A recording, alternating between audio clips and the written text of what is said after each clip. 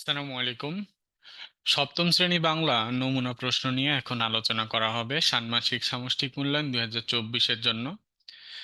দেখো, শিক্ষার্থী নির্দেশনা কাজ 1। এখানে একটা চিত্র দেওয়া আছে, রাষ্ট্রভাষা বাংলা চাই অ আ ক খ। এটা দেখো, এই চিত্র থেকে এখানে বলেছে প্রশ্ন, এটি কি নামে পরিচিত, এর ব্যবহার কি? এরকম নমুনা কি কোথাও দেখেছো? তুমি কোথাও দেখেছো? কোথায় দেখেছো? 2 নম্বর, কাজ 2।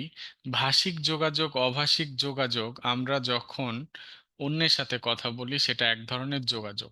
চিঠি বা পত্র লিখেও আমরা যোগাযোগ করি, আবার ইশারা বা আকার ইঙ্গিতের মাধ্যমেও আমরা যোগাযোগ করি।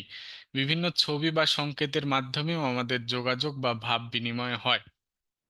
নিচে প্রশ্ন বলেছে, দৈনন্দিন জীবনে তুমি চর্চা করো এমন কয়েকটি ভাষিক যোগাযোগের উদাহরণ দাও।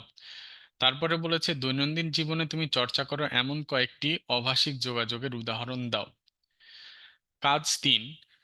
তোমরা একটি করে বিষয় লিখে শিক্ষকের কাছে জমা দাও। বিষয় হতে পারে যে কোনো কিছু, যেমন আমার প্রিয় খেলা, রেলগাড়ি, বর্ষাকাল ইত্যাদি। শিক্ষক সেগুলো থেকে লটারির মাধ্যমে এক একজনকে এক একটি বিষয় নিয়ে বলতে দেবেন। কথা বলার সময় অন্যরা খেয়াল করবে কোন কথাগুলো কোন কথাগুলো প্রাসঙ্গিক আর কোন কথাগুলো প্রাসঙ্গিক নয়। উপস্থিত বক্তৃতার সময় নিচের বিষয়গুলো খেয়াল রাখতে হবে। এটা একটি উপস্থিত বক্তৃতা।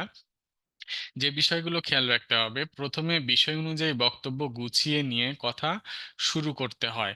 উপস্থিত বক্তৃতায় লিখিত বক্তব্য পাঠ করা যায় না। বিষয়টির ধারণা পরিষ্কার করার জন্য উদাহরণ, ব্যাখ্যা ইত্যাদি প্রয়োজন হতে পারে। বিষয়ের সাথে সম্পর্ক নেই এমন কথা বলা থেকে বিরত থাকতে হয়। নির্ধারিত সময়ের মধ্যে কথা শেষ করতে হয়। বক্তৃতার ভাষা প্রমিত হতে হয়। 4। কত দিকে কত কারিগর গল্পে পালমশাইয়ের কথায় আঞ্চলিক ভাষা ব্যবহার করা হয়েছে। পালমশাইয়ের মুখের আঞ্চলিক বাক্যগুলো এস লেখো, সেগুলো প্রমিত ভাষায় রূপান্তর করো। লেখো এবং সেগুলো প্রমিত ভাষায় রূপান্তর করতে বলেছে, লিখে প্রমিত ভাষায় রূপান্তর করতে বলেছে। তাহলে পালমশাই যে কথাগুলো বলেছে সেগুলো এখানে 5টা আছে। আঞ্চলিক ভাষা, আঞ্চলিক বাক্য লিখতে হবে পালমশাইয়ের মুখের ভাষা, এবং সেগুলোকে প্রমিত রূপে আবার লিখতে হবে।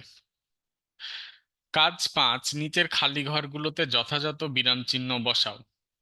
এখানে একটা প্যাসেজের মতো আছে, অনুচ্ছেদ আছে, এখানে খালি ঘরে খালি জায়গা আছে, এগুলোতে আমাদের কি বিরাম চিহ্ন বসাইতে হবে। কাজ 6। আমরা দেখি কাজ 6।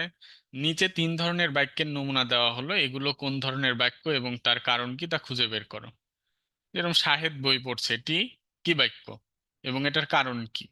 2 নম্বর, যদি আমার কথা শোনো তবে তোমার ভালো হবে, এটি কি বাক্য এবং কি কারণে এটা সেই বাক্যটা? অনেক খুঁজলাম তবু ঘড়িটি খুঁজে পেলাম না। তুমি কোথায় থেকে এসেছো? যেমন কাজ করেছো তেমন ফল পেয়েছো। ওকে। কাজ 7, নিচের খালি জায়গায় 2টি করে সরল বাক্য, জটিল বাক্য ও যৌগিক বাক্য তৈরি করো। 2টা করে সরল বাক্য, জটিল বাক্য আর যৌগিক বাক্য লিখতে হবে। ঠিক আছে, ধন্যবাদ সবাইকে। এগুলো একটু চর্চা করবা, ইনশাল্লাহ হয়তো কমন আসবে। সবাই ভালো থেকো, সুস্থ থেকো, আবার দেখা হবে পরবর্তী ভিডিওতে।